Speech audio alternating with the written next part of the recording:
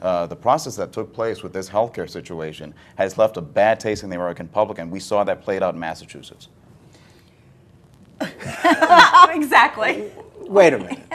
In Massachusetts, we had a one-state election in a state where 98% of the people are covered, and the future of health care reform for the rest of the country was hanging by the thread of people who already had health care. Why were they going to take a hit for the rest of us? That's my point. That's my point. The process by which the federal... So Barack Obama shouldn't have let Teddy Kennedy die? Is that what you're saying? I don't understand what you're saying. No. My point, though, is that the voters in Massachusetts saw what was taking place in the White House, the Democratic leaders in the Congress, making backroom deals in the dead of night, billions of dollars in bribes, basically, to buy off votes.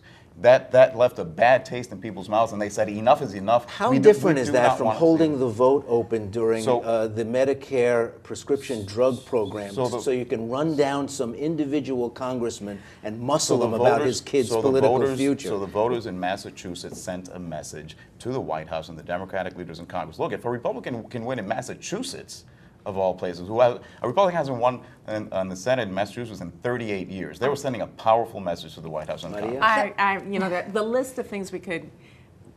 This conversation is, in fact, a little too reflective of sort of the way policy is being attempted to be discussed, and it's unfortunate because, first off, the fact that the Massachusetts race was used not so much by the Republican Party for what was important for the voters in Massachusetts, but nationalized as a referendum on the health care debate in a state that has 98% of its people with health care is unfortunate. It's actually symptomatic of something that's going on in the American society, which is we have got to understand that we are in it together. That every time we start to separate and segregate and see, I've got to just take care of myself, we are going to lose the American dream. And I think that the president is being president, and the fact that he has to fix things that are years in the making is not an abdication of his presidential responsibility. He is actually trying to put this country in a direction that makes the 21st century possible in that American dream, that optimism. Right now, Americans are not optimistic.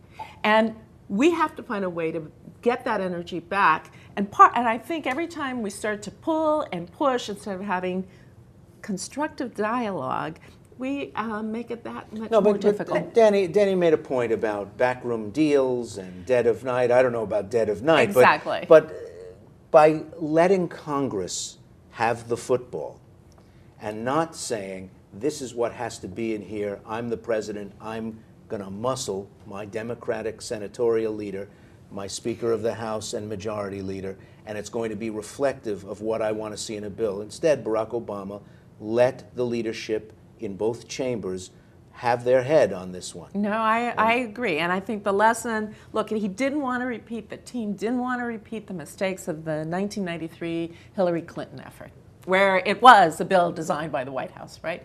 Maybe they went too far in giving Congress that role. But the fact is, the legislative process is difficult. I mean, it is ugly. But it's a process because it reflects all the various interests, rural states, urban states, western coastal states, interior states. And so it is ugly. But what I hope we're learning is that we need to work on it together. Because healthcare is a drain. We don't have a healthcare delivery system. We have an industry that is more focused on profits, on not providing healthcare, fee for service. This is the down payment on beginning to change our healthcare system.